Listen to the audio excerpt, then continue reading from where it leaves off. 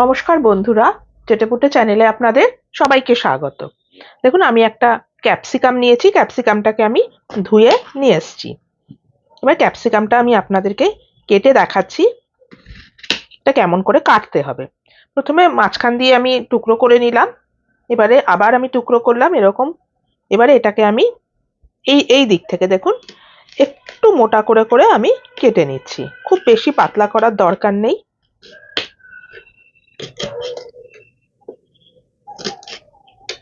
মোটামুটি এরকম ভাবে আমি কেটে নিচ্ছি।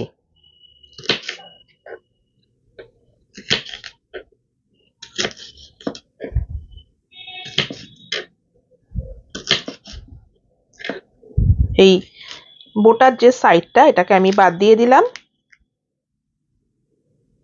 দিয়ে আবার আমি এরকম ভাবে পুরো ক্যাপসিকামটাকে কেটে নিচ্ছি।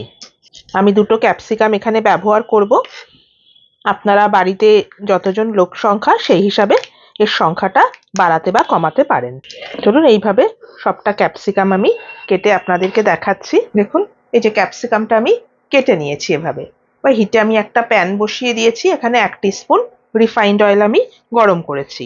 এবার এই তেলের মধ্যেই আমি ক্যাপসিকামটা একটু সতে করে নেব। বেশি ভাজার কিন্তু কোনো দরকার নেই, জাস্ট একটু সতে করলেই হয়ে যাবে। আর এই সতে করার সময় কিন্তু কোনো নুনের ব্যবহার করবেন না। নুন দিলেই কিন্তু এটা নরম হয়ে যাবে, জল ছাড়তে শুরু করবে। সেজন্য নুন আমরা এখানে দেব না।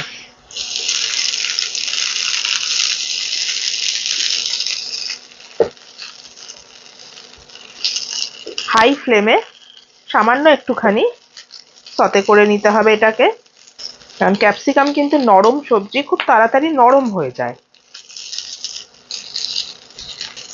দেখুন, এটা আমার হয়ে গেছে। এবার আমি ফ্লেমটা একদম কমিয়ে দিলাম। দিয়ে এবার এটাকে আমি তুলে দিচ্ছি। এর বেশি করার কিন্তু কোনো দরকার নেই।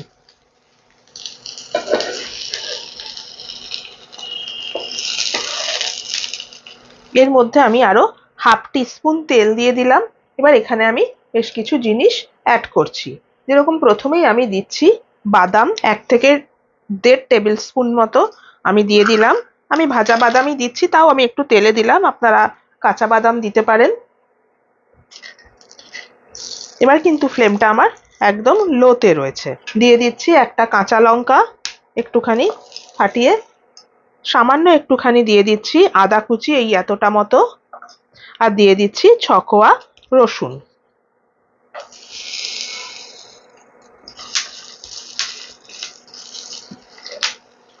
এর সাথে আমি দিয়ে দিলাম 1.5 টেবিল স্পুন ডেসিকেটেড কোকোনাট। আপনাদের কাছে যদি না থাকে শুকনো নারকোলও দিতে পারেন, আর তাও যদি না থাকে এমনি নারকোল কোড়া দিয়েও এরকম ভাবে ভেজে এটাকে করতে পারেন, কোনো অসুবিধা নেই তাতে। ভালো করে আমি আবার একটু নাড়িয়ে নিচ্ছি। এবার এখানে আমি দিয়ে দিচ্ছি একটা ছোট সাইজের টমেটো।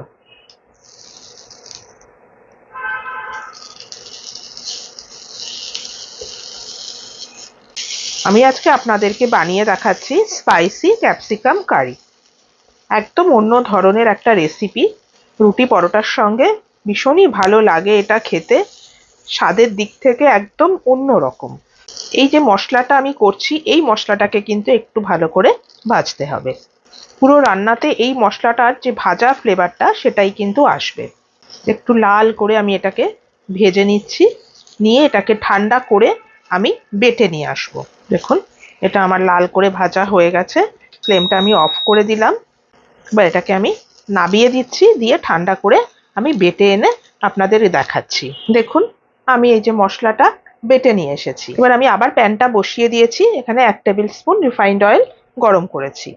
এবার এখানে আমি দিয়ে দিচ্ছি একটা মিডিয়াম সাইজের পেঁয়াজ কুচি। পেঁয়াজটাকে একটু গোল্ডেন করে ভাজতে হবে।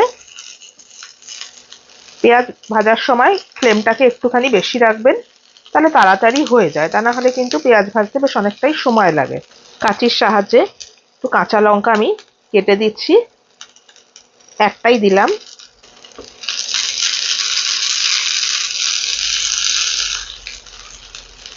দেখুন, পেঁয়াজের কালার চলে আসছে। এখানে আপনারা ক্যাপসিকামের সাথে কিন্তু বেল পেপারও ইউজ করতে পারেন।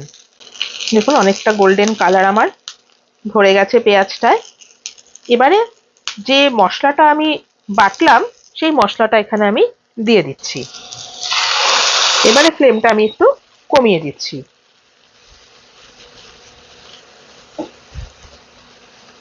সামান্য একটু জল দিয়ে দিলাম, বাদাম রয়েছে। এবারে কিছু গুঁড়ো মশলা আমি এখানে অ্যাড করছি। দিয়ে দিচ্ছি 1/2 টিস্পুন হলুদ গুঁড়ো, সামান্য একটুখানি আমি দিচ্ছি ঝাল লঙ্কার গুঁড়ো, 1/2 টিস্পুন দিয়ে দিচ্ছি ধনে গুঁড়ো। আমি জিরের গুঁড়ো ব্যবহার এখানে করছি না। স্বাদ মতো দিয়ে দিচ্ছি নুন, আর দিচ্ছি খুব সামান্য একটুখানি পরিমাণ মিষ্টি। ভালো করে সবটা আবার মিশিয়ে নিচ্ছি।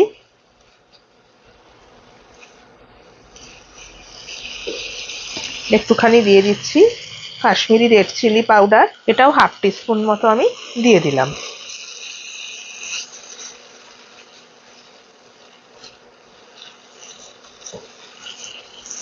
ফ্লেমটা লো টু মিডিয়ামে আছে আমার।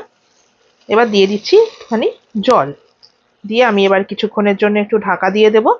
কিছুক্ষণ বাদে আপনাদের আমি দেখাচ্ছি। দেখুন ঢাকাটা আমি খুলে নিলাম, তেল ছেড়ে দিয়েছে দেখুন। অবশ্যই এই সময়টায় কিন্তু একটু নুন মিষ্টি চেক করে নেবেন। এবারে আমি এখানে দিয়ে দিচ্ছি 1 টেবিল স্পুন টক দই, ভালো করে ফেটিয়ে রেখেছিলাম সেটা। এই টক দইটা অবশ্যই দেবেন, এই রান্নায় এই টক দইয়ের স্বাদটা কিন্তু খুব ভালো লাগে।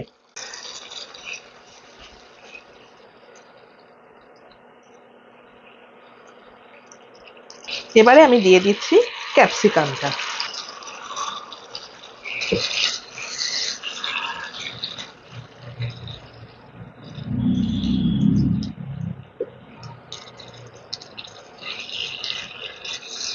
একদমই নতুন ধরনের একটা রেসিপি এটা, বাড়িতে বানালেই বুঝতে পারবেন।